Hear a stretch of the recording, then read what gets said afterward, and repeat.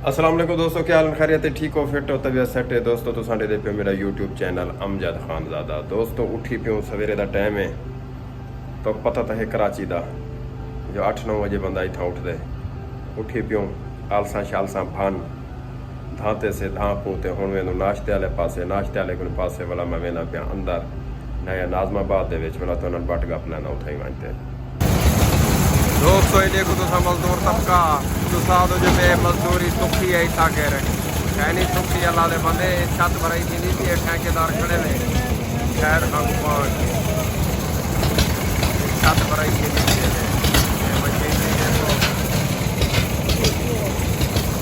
अस्सलाम वालेकुम दोस्तों, क्या हाल है दोस्तों? मैं आ गया हूँ पाही दे विच नया नाजमाबाद दे अंदर इंटर थी चुकिया दोस्तों। जिंदगी है तो पैसे वाले दी ताकू पहले भी मैं आख्या हर कोई को पता है, पढ़िया लिखा दौर है, हर बंदे को अकल तो है पिया जो पैसे वाले दी जिंदगी है इतना ही जहान ते शोदा जरा तड़ा ले गरीब है उनकी क्या जिंदगी है। वो शोदा अपने पगारे पूरा है, अपने बालें पालने च पूरा है, अपने अखराजात च पूरा है, बिजली के बिलें च पूरा है, ना कोई दुख का पता है ना कोई खुशी का कोई पता है। उनके जिंदगी दे विच दुख ही दुख हैं, सारी जिंदगी परेशानियां च गुजरेंदियां आखिर वो कब्र वंज संभाली उहदे उत्ते मिट्टी पई ते उनको सुकून मिलिया नाते शोदा सारी जिंदगी परेशानी दी जिंदगी गुजार ते ओ ही दुनिया तो टुर गया। पैसे वाले दा अल्लाह दा बंदा उनको खुशी है, ताकत है, पैसे ताकत है, हर टाइम उन्हें दा खुशी च गुजरदा पे। गरीब दा हर टाइम सोचे च गुजरदा पे जो भी आया कि थी से क्या आगी ते अल्लाह ना करे कोई डोखे सोखे क्या थी से है तो मैं कहने कुछ है कहना सारी जिंदगी इं परेशानी दे आलम च गुजार दितोस, एक डी ना ओ सुखा गुजारियोस। ते अमीर को क्या फिक्र फाका है इतना ता दोस्तों तकरीबन 10 बजे उठते हैं अमीर लोग। पैसे वाले लोग 10 बजे उठते हैं, उठे नौकर उन्हें दे खाना शाना घेने महंगे होटलें तो उन्हें खाना खादा धां पू उन्हें खाना खा ते अपने बिजनेस वाले पासे। जरा मजदूर तबका है 6:30 बजे उठते,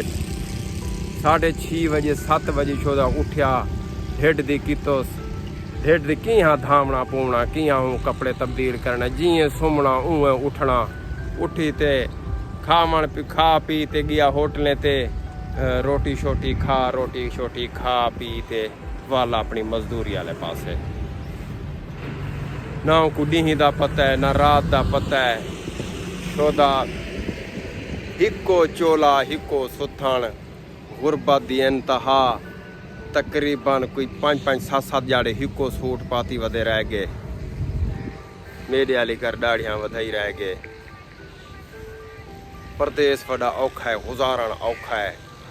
ते मजदूरें को पुछो जेरे सारे भिरा मेहनत करेंदे अपनी हक हलाल दी खांदे बड़े औखे हैं।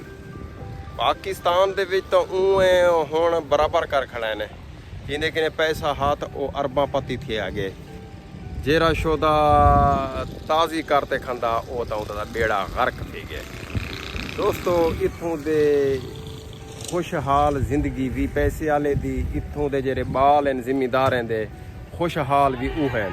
साड़ा तो कोई हाल कह नहीं। ये तो मैं दिखावा इन्हें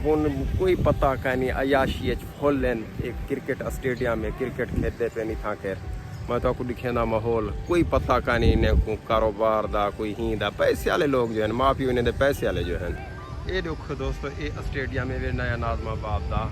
ते इतना कर देखो ये क्रिकेट खेलते पे वे तो मैं जूम करते दिखावा ये स्टेडियम में ये क्रिकेट खेलते पे ते गरीब शोधे लगे पे गरीब शोधे अपने पगारे पूरे टुकड़े पूरे ते ये स्टेडियम में नया नाजमाबाद का शुक्रों में अपनी ज़िंदगी गुजरने पे मजदूर शुदा ही था औखा है परेशान है डाढ़ा 15-15 हज़ार रुपये किराए मकान दे छोटे छोटे फैमिलियां 8-8 7-7 बंदे एक फैमिली दे विच रहंदे ते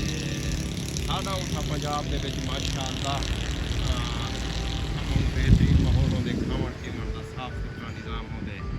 कोई परेशानी क्या नहीं होंदी मिसाल तौर पर 2 कमरे होंदे 2 शतीर पाते हुए होंदे या गाडर पाते होंदे मियाँ बीवी अलहदा ते बाल भी अलहदा इत्थां छोटे छोटे कमरे छोटे छोटे मकान रात 15,000 रुपया किराया है पानी पीवन का कह नहीं पानी तुसा देख सो अल्लाह दी कसम कदे रोंगठे खड़े थी वैसे जब आया कि ईशो दे जिंदगी गरीब इतना कर गुजरे दे किए थे आदे हैं जो दे कराची गरीबे दी माँ है गरीबे दी माँ इहो कुछ मजबूरी कनू गुजरे ना कोई खुशी कनू का नहीं गुजरे मैं जो हुण आया बता मैं तो मजबूरी कनू आया बता खुशी कनू आया बता अगर वतन ते रोजी होवे तो क्यों ईशो दे अपने घर को छोड़ते आवें अपने माँ प्यो को छोड़ते आवें अपनी औलादें को उठां कर छोड़ते आवें कोई तो उठां उन्हें दी औलादा भी उठे ही केरन ते इत्थां ही रहंदे पेन 8 डाडा 1 क्वार्टर गिद्दी खड़न 1 कमरा गिद्दी खड़न तले सुमदन ते 8 डाडा बंदे रहंदे उहदे विच डाडा 15,000 रुपया क्वार्टर का किराया होंदे ते उहदे विच ये जिंदगी गुजरेंदे ना खावन का पता है अच्छे का ना पीवन का पता है ना कोई खुशी है बस सवेरे उठने 6:30 बजे उठने तैयारी करते अपने काम वाले पासे ते इत्थां केर पैसे आला हा जिंदगी पैसे आले दी इत्थां केर अल्लाह पाक असा तमाम दे नसीब जेरे अच्छे करे मैं भी आया वदा पहले 2-3 दफ़ा आया कोशिश तो होंदी है जो वे क्या करी जे अपने इलाके दे विच खानगढ़ डोमा दे विच या सीतपुर दे विच इहो जे कारोबार दे वसाइल कहनी मौके कहनी जेरा असा शोभा करेंदे खड़ूं कलेने करेंदे खड़ूं 8 डाडा हर इलाके दे विच बैठन हुण कोले गुलाम शाह दे विच 8 बैठन कोई पासे वञे पे 8 डाडा बैठन थप्पे बैठन बेरोजगारी आम है ना कोई फैक्ट्री एरिया है ना कोई मिल कोई कारोबार होंदे ना कोई या नौकरी तबका नौकरियां होंदियां कोई भाव बड़ा एरिया होंदे फैक्ट्री दा कपड़े वाली फैक्ट्री कई किस्म की फैक्ट्री कारोबार तो थे ना बस यो फसल रहाइयों ने हूँ को 6 महीने खदोने वल सूद ते पैसे चतोने मोबाइल किश्तें ते चतोने खाद किश्तें ते स्प्रे किश्तें ते जे सूद ते वल ओ क्या पूरा इशो दी थी वे आखिर छेकड़ी वाला उन्हें को कोई नुकसान लंबा चौड़ा करना पौंदे ते वो अपनी अगी ते फसल रहें दिन हुण कोई हाल कह नहीं तिल कह नहीं थे सरियां दे विच सरियां कह नहीं बिजली दे बिल 20,000 रुपए 30,000 रुपए ते साडा इलाका था मर गए खानगढ़ डोमा उवें तो पूरा पाकिस्तान दा इहो हाल है लेकिन वल साडा खानगढ़ मस्जिद उवें गुरबत दी लकीर किनू तले हा हुण मस्जिद तले ठह गए ते साडे जेरे जिम्मेदार इलाके दे माशाअल्लाह ओ भी कोई हाल का नहीं होने दा वो आदन इहा भी खासते नहीं कनो खा वञो गरीबें कनो कोई तरक्याती काम का नहीं करवें दे कोई